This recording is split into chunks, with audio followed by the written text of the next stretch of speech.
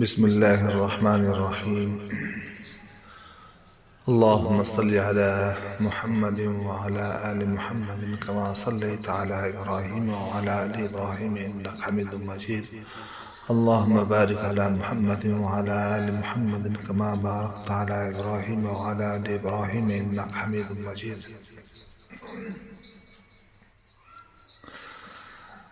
حدثنا أبو النعمان قال حدثنا حماد بن زيد عن غيلان بن جرير عن أبي بردة عن أبيه قال أتيت النبي صلى الله عليه وسلم فوجدته يستن بسواك بيده يقول أع أع، والسواك في فيه كأنه يتهوع.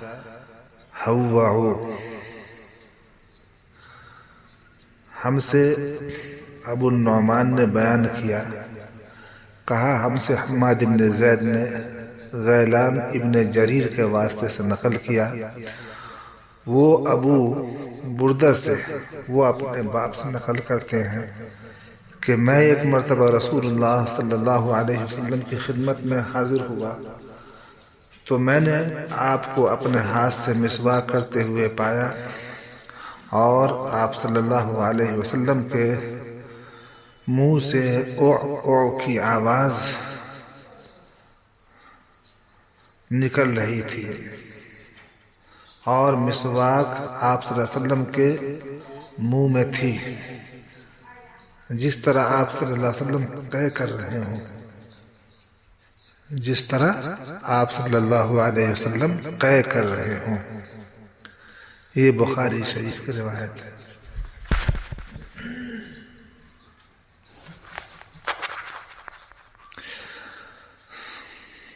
آج کی گفتگو کا موضوع ہے مسواک کے دین اور دنیا میں فائدے۔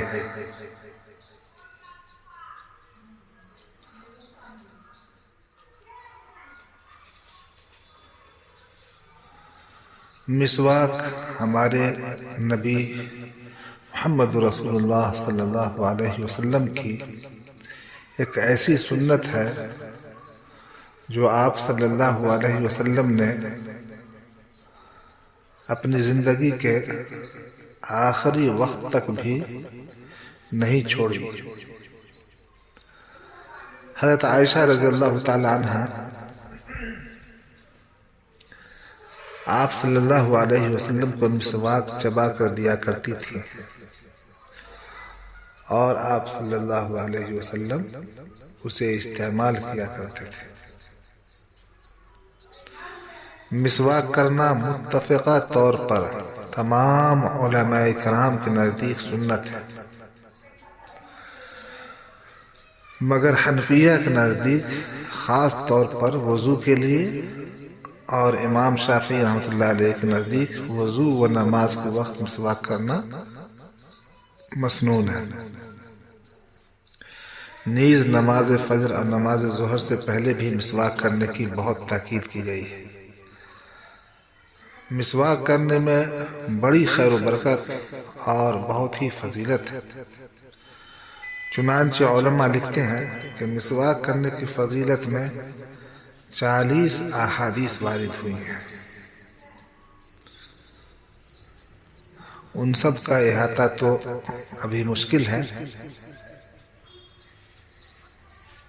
بس یہ سمجھ لیں کہ مسواک کرنے سے ایک طرف تو ثواب بھی ملتا ہے، اللہ کی اطاعت بھی ہوتی ہے، اور جسمانی طور پہ بھی بہت سے فائدے حاصل ہوتے ہیں، اور بعض دفعہ دنیاوی مقاصد میں بھی کامیابی ملتی ہے۔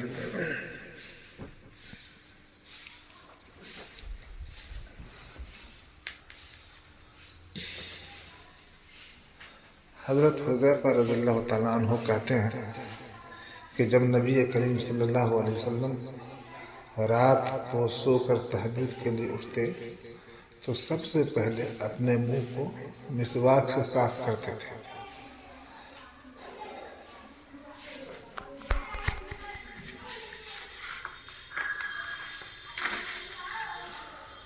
حضرت عائشہ رضی اللہ تعالیٰ عنہ فرماتی ہیں کہ سرکار دو عالم صلی اللہ علیہ وسلم جب رات اور دن میں سو کر اٹھتے تو وضو کرنے سے پہلے مسواک فرماتے ہیں۔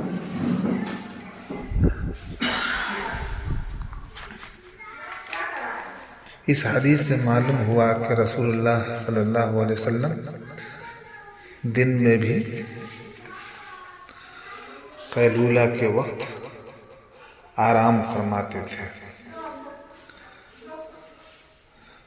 چنانچہ دن میں تھوڑا بہت سو لینا اور قیلولہ کے وقت آرام کرنا سنت ہے، کیونکہ اس کی وجہ سے رات میں اللہ کی عبادت کے لیے اٹھنے میں آسانی ہوتی ہے، جیسے کہ سحری کھا لینے سے روزہ آسان ہو جاتا ہے۔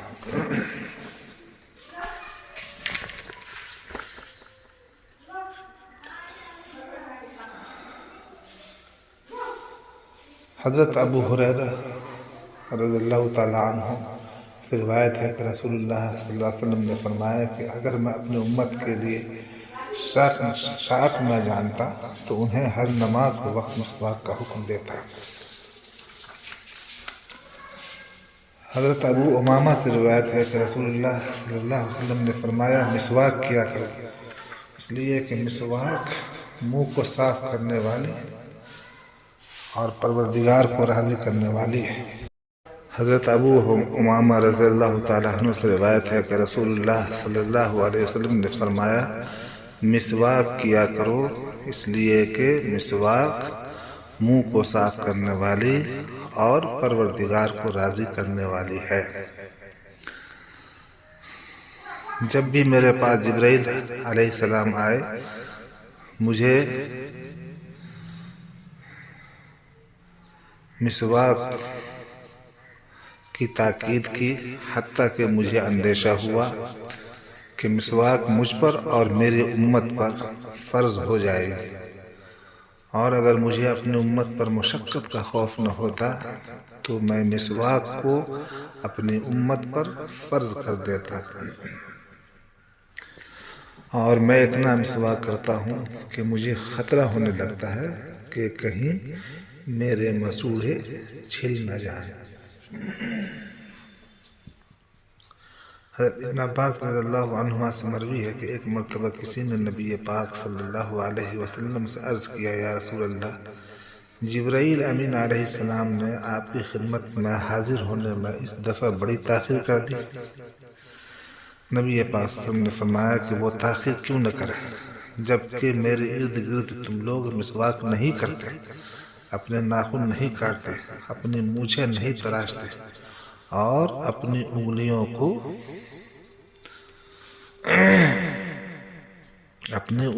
کی جڑوں کو صاف نہیں کرتے، اور اپنی انگلیوں کی جڑوں کو صاف نہیں کرتے۔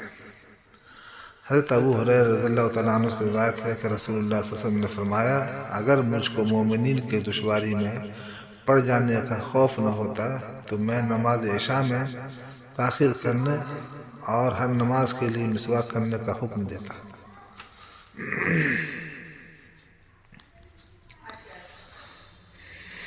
اب میں مسواک کرنے کا آپ کو طریقہ بھی بتاتا ہوں۔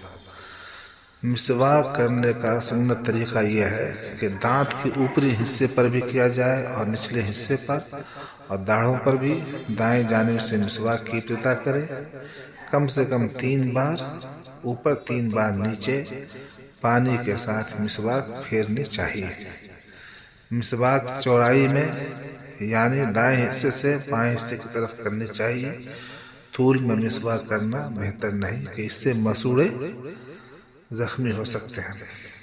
مستحب یہ ہے کہ مسواک کو دائیں ہاتھ سے پکڑا جائے، اور مصنون طریقہ یہ ہے کہ دائیں ہاتھ کی چھوٹی انگلی کو مسواک کے نیچے حصے میں اور انگوٹھے کو اگلے حصے میں مسواک کے نیچے اور باقی تینوں انگلیوں کو مسواک کے اوپر رکھ کر مسواک کی جائے۔ حضرت عبداللہ ابن مسعود رضی اللہ تعالیٰ عنہ سے یہی طریقہ مروی ہے۔ لیٹی ہوئی حالت میں مسواک کرنا مکروہ ہے. اسی طرح اگر قے کا اندیشہ ہو تو مسواک نہیں کرنی چاہیے.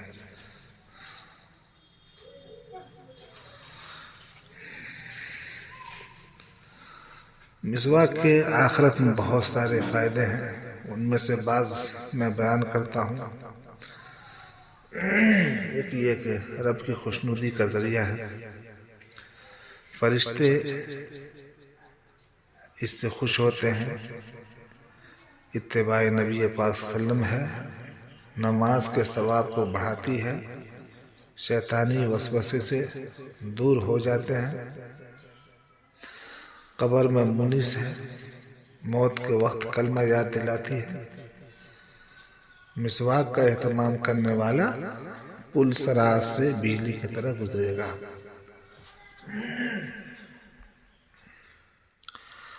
ملک الموت اس کی روح نکالنے کے لیے اسی صورت میں آتے ہیں جس طرح اولیاء اللہ اور انبیاء علیہ السلام کے پاس آتے ہیں. یہ بہت بڑی فضیلت ہے.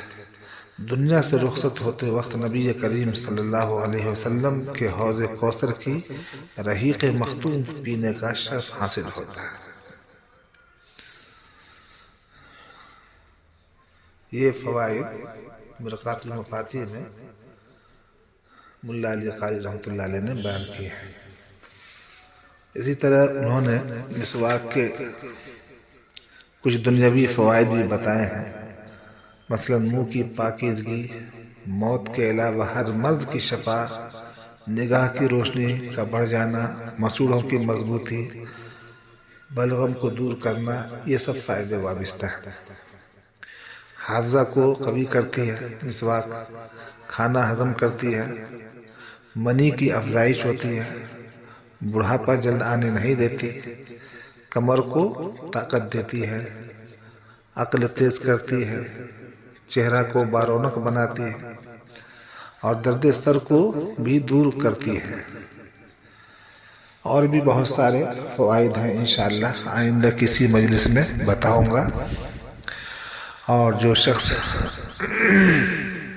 اس کا اہتمام کرے گا انشاءاللہ بھرپور فائدہ اٹھائے گا. اللہ تبارک و تعالی ہم سبوں کو مسواک کا پابند بنائے. آمین یا رب العالمین.